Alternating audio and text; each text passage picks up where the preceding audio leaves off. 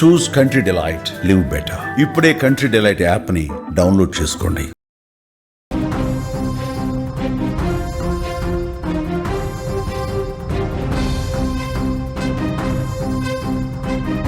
Breaking news చూస్తున్నాం. కిస్మత్పూర్ మహిళ హత్య కేసులో మిస్టరీ వీడింది.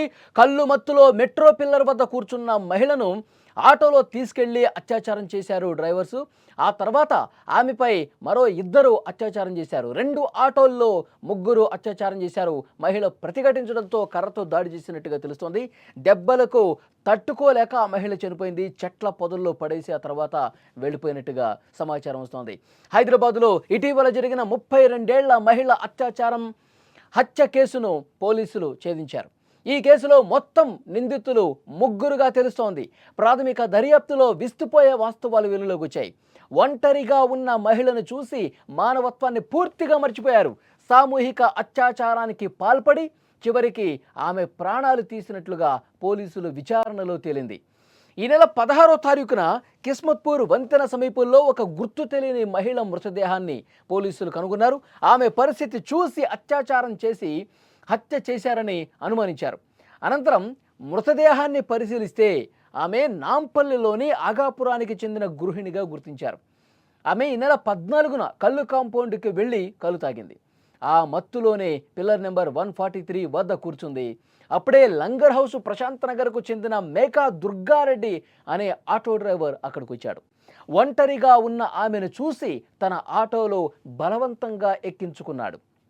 మొదట దుర్గారెడ్డి ఆమెను ఆటోలో సాతురాయి సమీపంలోని కేఎల్సిసి ఫంక్షన్ హాల్ దగ్గరికి తీసుకెళ్లాడు. అక్కడ ఆమెకు బిర్యానీ కొని ఇచ్చాడు. ఆమెపై అత్యాచారానికి పాల్పడ్డాడు. ఆ తర్వాత ఆమెను ఆరాంఘర్ ఎక్స్ రోడ్లోని పిల్లర్ నెంబర్ 306 వద్ద దింపేసి వెళ్ళిపోయాడు. ఆరాంఘర్ ఎక్స్ రోడ్లో బాధితురాలు ఒంటరిగా ఉండటాన్ని గమనించిన టోలీ చౌకీకి చెందిన మరో 2 ఆటో డ్రైవర్లు గులాం దస్తగిరి ఖాన్, మహమ్మద్ ఇమ్రాన్ ఆమె దగ్గరకు వచ్చాడు. ఈ 2 కలిసి బాధితురాల్ని మళ్లీ బలవంతంగా అద్దె ఆటోలో ఎక్కించుకున్నారు. అక్కడి నుంచి ఆమెను బుద్వేల్ మీదుగా కిస్మత్పూర్ వంతెన వద్దకు తీసుకెళ్లారు. ఆ తర్వాత అక్కడంతా కూడా చెట్ల పొదలు కనిపిస్తున్నాయి, గ్రీనరీ కనిపిస్తోంది. అసలు నిర్మానుష ప్రదేశం అనమాట. అసలు అక్కడ ఎవరూ లేరు. ఇదే సరైనటువంటి స్థలం అని చెప్పి భావించి ఆటో డ్రైవర్లు ఆ పొదల్లోకి తీసుకెళ్లారు, ఈడ్చుకెళ్లారు. సామూహిక అత్యాచారానికి పాల్పడ్డారు. బాధితురాలు వారిని తీవ్రంగా ప్రతిఘటించింది, ఆగ్రహం వ్యక్తం చేశారు.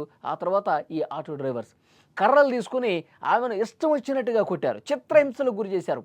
మాటల్లో చెప్పటానికి వీలు లేనంతగా, అసలు చెప్పలేము అంత దారుణంగా దాడి చేసినటువంటి పరిస్థితి ఉంది.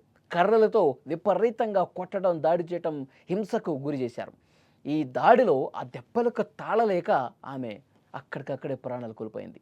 ఆ తర్వాత ఆ కీచకులు, ఆ మృగాలు మృతదేహాన్ని చెట్ల పొదల్లోనే అలాగే వదిలేసి అక్కడి నుంచి పారిపోయారు.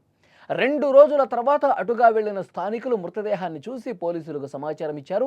కేసు నమోదు చేసుకున్న పోలీసులు మొదటగా ఈ కేసు ఇంత డిలే కావడానికి గత వారం జరిగితే 5-6 రోజుల పాటు సమయం పట్టడానికి పోలీసుల ఇన్వెస్టిగేషన్ టైం తీసుకోవటం. ఎందుకంటే ఆ బ్రిడ్జ్ దగ్గర ఎటువంటి సీసీ కెమెరాలు లేవు. ఆ బ్రిడ్జికి కొంచెం దూరంలో ఉన్నటువంటి సీసీ కెమెరాలు పరిశీలించి అసలు వాళ్ళు ఎక్కడి నుంచి వచ్చారు, ఎటువైపు నుంచి వచ్చారు, ముందుగా ఆమెను ఎక్కడ ఆటోలో ఎక్కించుకున్నారు, బలవంతంగా ఎక్కడికి తీసుకొచ్చారు, ఇవన్నీ కూడా పిన్ టు పిన్ వాళ్ళు అన్ని సీసీ కెమెరాలు ఫుటేజ్ని పరిశీలించిన తర్వాత ఆ ఆటో నెంబర్ ప్లేట్ ఆధారంగా వాళ్ళని అదుపులోకి తీసుకున్నప్పుడు మాకేం సంబంధం, మేము అసలు ఎవరిని ఆటోలో ఎక్కించుకోలేదు, ఏమీ తెలియదు మాకు, ఎందుకు మమ్మల్ని ఇట్లా తీసుకొచ్చి ఇబ్బంది పెడతా ఉన్నారని చెప్పి పోలీసుల్ని దబాయించే ప్రయత్నం చేశారు ఆటో డ్రైవర్లు. కానీ వాళ్ళ ముందు కొన్ని ఆధారాలు చూపించారు. ఆ మహిళను ఎలా అయితే ఎక్కించుకున్నారో ఆమెను బలవంతంగా ఆటోలో ఎక్కించుకుని తీసుకుపోయే దృశ్యాలు వాళ్ళకి చూపించి పోలీసులు తమదైన స్టైల్లో క్వశ్చన్ చేస్తే అప్పుడు నిజాలు మొత్తం కక్కేశారు. ఎస్, మేమే ఆమెని ఆటోలో తీసుకెళ్ళాము, కిస్మత్పూర్ బ్రిడ్జ్ కిందకి తీసుకెళ్ళాము, ఆమెని దారుణంగా అత్యాచారం చేసి కర్రలతో కొట్టి చంపేశామని చాలా స్పష్టంగా పోలీసుల ముందు విచారణలో చేసిన నేరాన్ని ఆ కరుడుగట్టిన మానవ మృగాలు చేసిన నేరం మొత్తం కూడా ఒప్పేసుకున్నారు. వాళ్ళు చెప్పేటప్పుడు పోలీసులు వాటిని రికార్డు కూడా చేసుకున్నారు. ఇలా పోస్ట్మార్టం రిపోర్టు, ఫోరెన్సిక్ రిపోర్టు అవన్నీ కూడా టెక్నికల్ ఎవిడెన్సెస్ ఏవైతే ఉన్నాయో, సైంటిఫిక్ ఎవిడెన్సెస్ ఏవైతే ఉన్నాయో వాటిని కూడా కలెక్ట్ చేశారు. 2 కూడా పోల్చారు. అక్కడ ఆమె మీద అత్యాచారానికి పాల్పడ్డ సమయంలో అక్కడ ఉన్నటువంటి ఆధారాలు కావచ్చు, తర్వాత వీళ్ళ డిఎన్ఏ కావచ్చు, మొత్తం సరిపోలినాయి. వీళ్ళే చేశారు అన్నది చాలా క్లియర్గా సైంటిఫిక్ ఎవిడెన్స్లో కూడా, రిపోర్ట్లో కూడా బయటకు వచ్చింది. వీళ్ళని అదుపులోకి తీసుకున్నారు. అలాగే అతను మొదటగా ఆటలో తీసుకున్న వ్యక్తిని కూడా అదుపులోకి తీసుకున్నారు. మొత్తం ముగ్గురు ఈ ఘాతుకానికి పాల్పడినట్టుగా తెలుస్తోంది. ఇక్కడ క్లియర్గా ఒక విషయం మనం మాట్లాడుకోవాలి. అమ్మాయి ఒంటరిగా కనిపిస్తే హైదరాబాద్లో మహిళలకి అసలు భద్రత ఉందా లేదా, ఇదొక $1 మిలియన్ క్వశ్చన్గా తయారైనటువంటి పరిస్థితి. అంటే ఒంటరిగా ఆడది కనిపిస్తే ఈ కీచకులు వదలరా, అత్యాచారం చేసి దారుణంగా చంపేస్తారా? మనకి దిశ ఘటన కూడా గుర్తుకొస్తుంది. మనం మాట్లాడుకున్నాం. దిశ ఘటన ఎంత దుర్మార్గంగా లారీ క్లీనర్ డ్రైవరు ఎంత దారుణం చేశారు. వెటర్నరీ డాక్టర్ ఆమె గత కొన్ని సంవత్సరాల క్రితం దేశం మొత్తం కూడా ఈ ఘటన జరిగినప్పుడు అట్టుడికిపోయింది. ఆమెను అత్యాచారం చేసి ఆనవాళ్ళు బయటకు రాకూడదని చాలా దారుణంగా పెట్రోల్ పోసి తగలబెట్టేశారు. దేశం మొత్తం కూడా వాళ్ళని చంపేయండి అని చెప్పి ఉద్యమం జరిగినటువంటి పరిస్థితి ఉంది.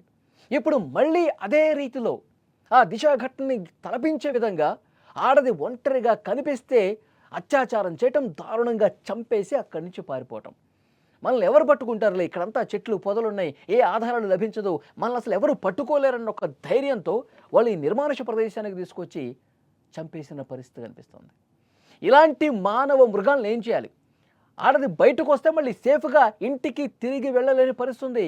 ఆడపిల్లల తల్లిదండ్రులు, కుటుంబ సభ్యులు ఇదే వాపోతున్నారు. ఇంత దారుణంగా బయటికి వెళ్ళిన అమ్మాయిని చంపేస్తే మేము అసలు బయటకి ఎలా పంపిస్తాం మా అమ్మాయిని అంటూ ఆడపిల్లల కుటుంబ సభ్యులు, తల్లిదండ్రులందరూ ఆవేదనతో చెప్తున్నారంటే ఎలా అర్థం చేసుకోవాలి? నిజంగా భద్రత లేని సిచ్యువేషన్ ఉంది. ప్రతి క్షణం భయపడి బతకాల్సినటువంటి పరిస్థితి ఉంది. ఇలాంటి మృగాల వల్ల, ఇలాంటి పనికిమాలిన వెధవుల వల్ల వాళ్ళ ధైర్యం ఏంటి అసలు? పోలీసులు సరే దొరుకుతాము, పోలీసులు అరెస్ట్ చేస్తారు, జైల్లో వేస్తారు, మళ్ళీ 5 నెలలకో 6 నెలలకో బయటకు వచ్చేస్తాం, ఇదేనా ధీమా? వీళ్ళని కఠినంగా శిక్షించకపోవటం వల్లే కదా వీళ్ళలో ఇంత ధైర్యం.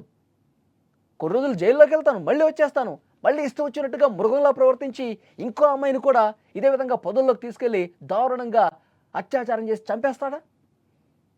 సరైనటువంటి శిక్షలు లేకపోతేనే కదా ఎవడైనా ఇలాంటి దుర్మార్గుడు ఇలాంటి పని చేస్తే నడి రోడ్డు మీద వాడిని ఉరి తీయాలి, నడి రోడ్డు మీద వాడిని కాల్చి చంపాలంటున్నారు బాధిత కుటుంబ సభ్యులు ఇదే చెప్తా ఉన్నారు.